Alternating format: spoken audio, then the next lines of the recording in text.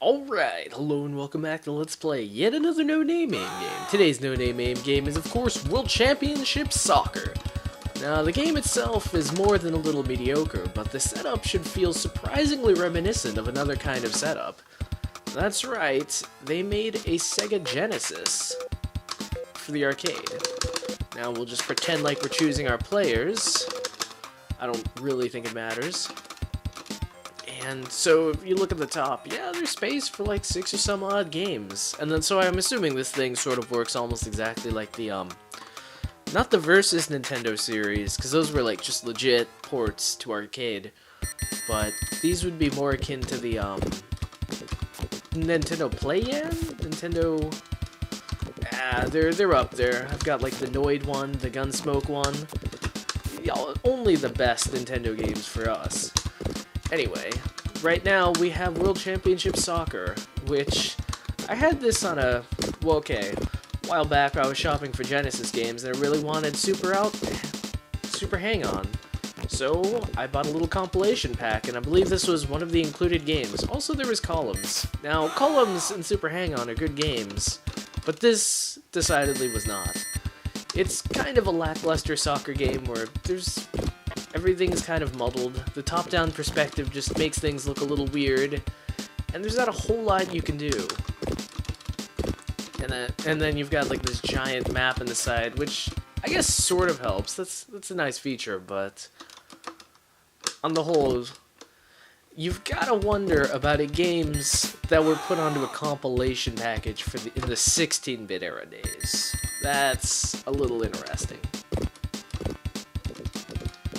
Still, I do give this game credit for at least trying to pretend like it's a good game. Like, some games, they might just have like a little exhibition mode and they're like, hey look, Mom, we're a real game. But this game goes through the whole 9 yards of pretending.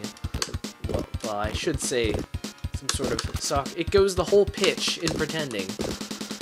It even, like, yeah. I mean, it even has, like, selectable characters, which in theory matter. I'm sure there are, like, modest differences, but honestly, if you're selected for the national team, you're pretty badass anyway, so... I mean, I'm pretty sure all the badasses are more or less interchangeable. Although this game does have nice, violent slide tackles. When you've got a soccer arcade game, that's basically your biggest area of fun, just being able to look at that CPU and just slide tackle the crap out of him. Knock him off his feet and just put him down. Let's see, I think there are other buttons other than A, but my suspicion is that they don't do a whole... Did he just do a bicycle kick? What's that, like Dragon Punch or something? And it also seems like your passing AI defaults to like the nearest guy covered by the CPU. I don't know, why is the CPU able to like cover my guys so well, yet I'm not able to cover them so well? Good gosh, where is the goalie? In like every other soccer game I've ever played, the goalie is like some sort of nigh undefeatable monstrosity that you have to like take advantage of every single glitch in the game to be able to beat. But in this game, the goalie's just kind of like a wandering tourist. He's over here a little bit, he's over there a little bit, but where he is decidedly not is where the ball is. Okay, so I'm guessing A is like your standard shot, so it just goes straight up, which, okay, that's my fault on me for using that, but it still doesn't seem like, even when I do use B, that the passing is any less lackluster. Like I said, the CPU is just godly on defense. I'm actually a little surprised that guy didn't make it. Although we get kind of a surreal aspect in that the ball can only move in 8 directions, which, again, decidedly not like real soccer. Actually, one of the games that I found, for the Mega Drive at least, that I found that had like one of the most convincing things of soccer was Sensible Soccer. And I mean, yeah, the graphics are like tiny, and the controls, if if you know how to take advantage of them, yeah, you can definitely take advantage of them. But it's more just kind of the fluid, like, procedurally generated, anything can happen sort of feel. That's really what I feel about how it works. Although, as an interesting side note, there was, like, Sensible Soccer 2006 for the computer, which was actually absolutely terrible. I mean, it wasn't like, poorly executed so much as it was just painfully easy.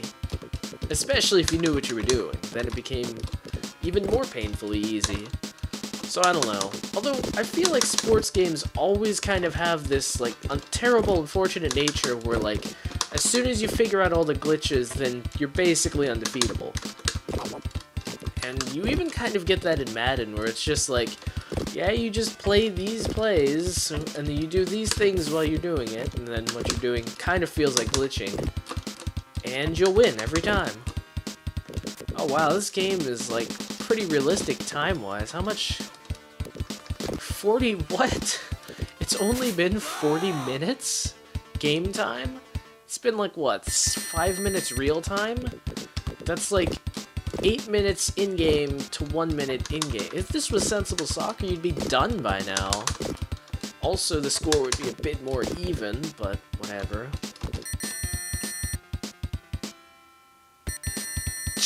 That's it. Kickoff. Just or no, halftime. Just like a quick little transition. It's like, yeah, it's halftime. Okay, it's over. Wow. I'm willing to bet this game, like, doesn't even have penalties. Oh, come on. Come on. He's been shooting it close to the ground every other time I press B, and then that one single time when he actually has a chance, he kicks it way up. Good God. It kind of reminds me of, just it's Football Manager, where you're, like, playing with your guys, or, well, you're not really playing them, but, like, every time, well, okay, finishing is a stat in Football Manager, and I'm assuming finishing is, like, being able to actually get it done. If it's you one-on-one versus the goalkeeper, like, being able to actually make it into the goal. And if you don't have a high finishing stat, then there are a lot of times when it's, like, you really regret it. Well, not they regret it, the manager does. Although they get paid by the manager, so I assume they regret it too. So it's kind of frustrating if you're taking on, like, a team of underperforming nobodies, and then none of them have any sort of finishing or anything, so you constantly have times where it's like, yeah, we made it to the goal. No, you fudged that up. Why are you even on this team? Fortunately, this game is just wall-to-wall moments of that. Well, it's not even that. It's just blatantly unfair, because if you look at, like, who's had the ball and more in what position, like, they've almost always had the ball. Okay, the ball's almost always been in either mid-court or on my side. Like, I've never even had it on their side. It's ridiculous. I wonder if I just take a guy. No, because they hound me. Usually in most soccer games, especially, like, arcade games, I mean, you can at least, if you steal the ball from an enemy or opponent, you can at least, like, run away with it a little bit. But this one, like, they'll kill you as soon as you take it. Wow. And I mean, it's not even like they'll kill you in the same way you'll kill them. It's just like they instantly get it back. There's, like, no real thing. Oh. Well, there's a reason this wasn't widely regarded as a classic. But at the very least, we've got the Megatech thing to admire. Actually, check this out. So I'm going to put in a coin. There's like a weird little delay for the time popping up. I don't know, it's not much, but there's not much going on soccer-wise. What happens if I don't do anything?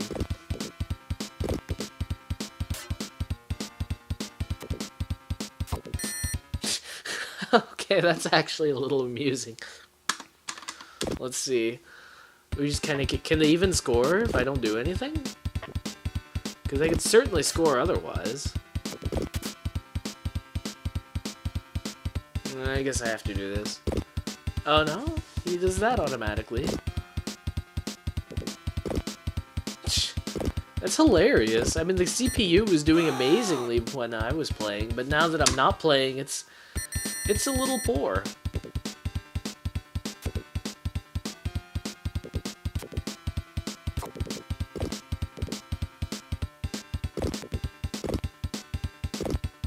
Oh no, I guess not. It's just as good as it always was.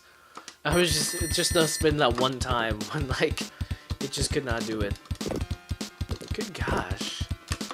You know, if I didn't know any better, I'd say the CPU was faster than your guys. Well, but let's see, we're playing FRG? I mean, maybe I just chose a poor country or something, but... FRG...